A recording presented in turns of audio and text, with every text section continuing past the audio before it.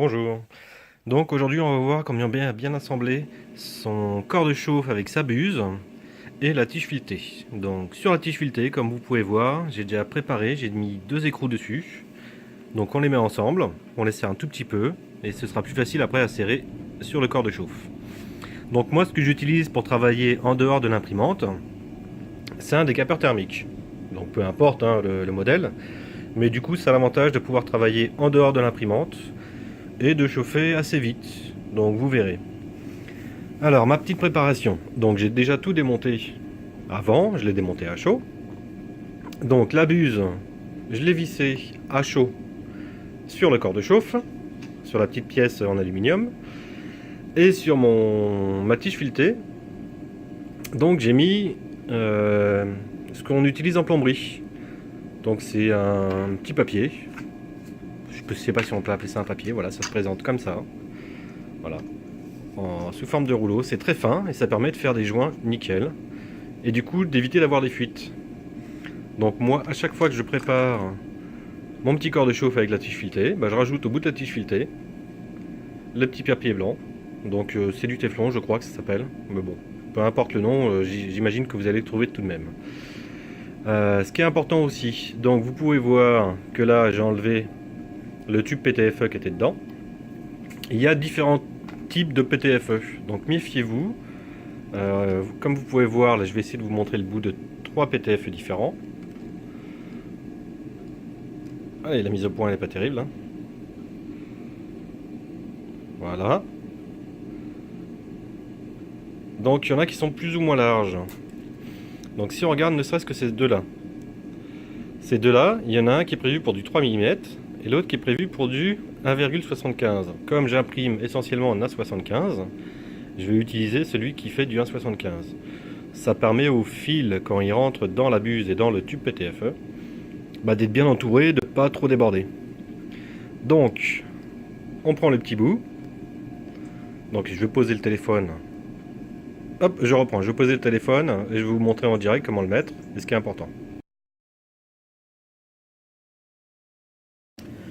Voilà, le téléphone est posé.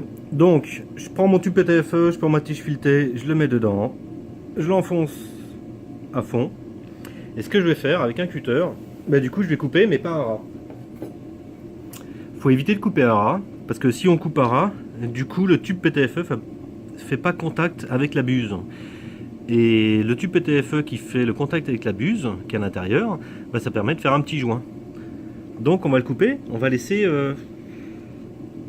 1 mm à peine en plus.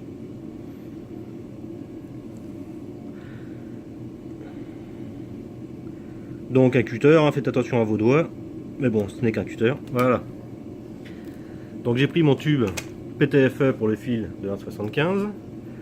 Donc je peux vous montrer qu'avec le fil de 1,75, hop, le fil il rentre pile poil dedans, il n'y a pas de jeu. Si on prend le PTFE qui est plus large, donc je sais pas si ça va être flagrant, mais bon, on peut le mettre dedans, et là, il y a énormément de jeu. Voilà.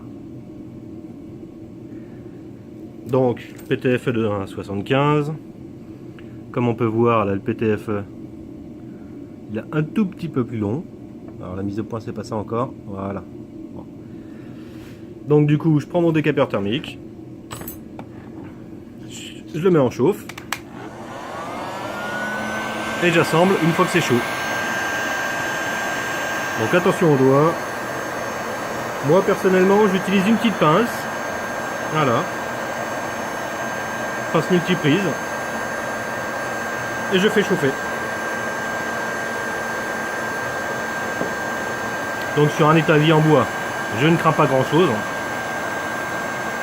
J'ai le temps, c'est un vieil établi, ça a le temps de chauffer. Chez vous, faites gaffe. Voilà. Une fois que l'ensemble est bien chaud, on assemble. Bon, je vous retrouve après pour l'assemblage.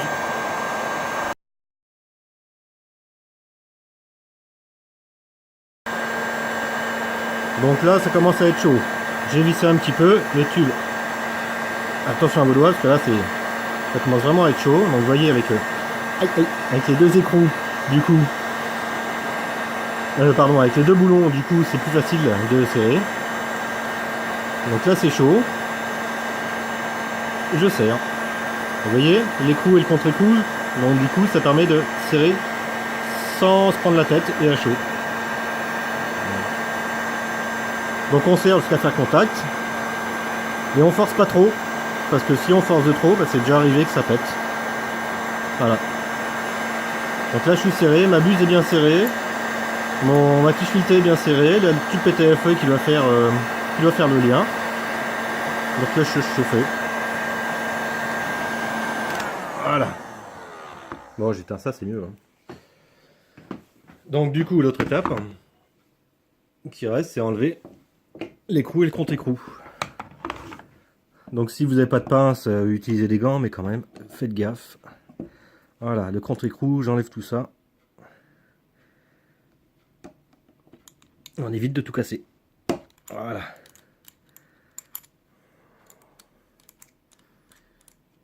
Donc après, il y a des systèmes qui sont plus simples, mais quand on a ce système-là, bah, du coup, c'est pratique. Une autre astuce aussi que je vais vous montrer, et je l'ai vu sur différentes imprimantes, et c'est pas toujours le cas. Voilà, quand on regarde sur la tige, sur le bloc de chauffe, sur l'alu, on va avoir 3 trous. Donc, le premier trou, c'est pour le corps de chauffe, ça on le connaît. Le deuxième petit trou qui est à côté, c'est pour le capteur de température. C'est lui qui va nous dire si la buse elle est à 150, 200, 300 degrés.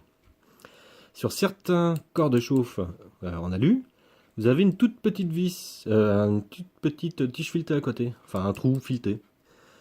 Moi, ce que je prends, c'est une vis de disque dur. Ça permet de maintenir le capteur de température en place. Je vous montre. Je vais chercher ma vis. Elle est là.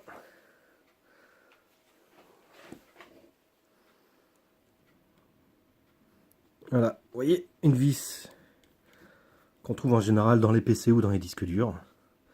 Voilà, elles ont une petite collerette. Donc du coup, la petite collerette, bah, elle est plutôt sympa parce que comme vous voyez, ça va nous permettre de bloquer le, le testeur de température dans le corps. Voilà, je peux vous montrer le montage une fois qu'il est fait. Donc voilà, je vous montre sur un autre montage ce que ça donne. Donc il y a le corps de chauffe, vous voyez. Il y a le corps de chauffe et la vis du disque dur qui vient bloquer la sonde de température. La sonde est toujours dedans, mais la petite collerette fait bien l'affaire. Allez, à vous de jouer et bon print.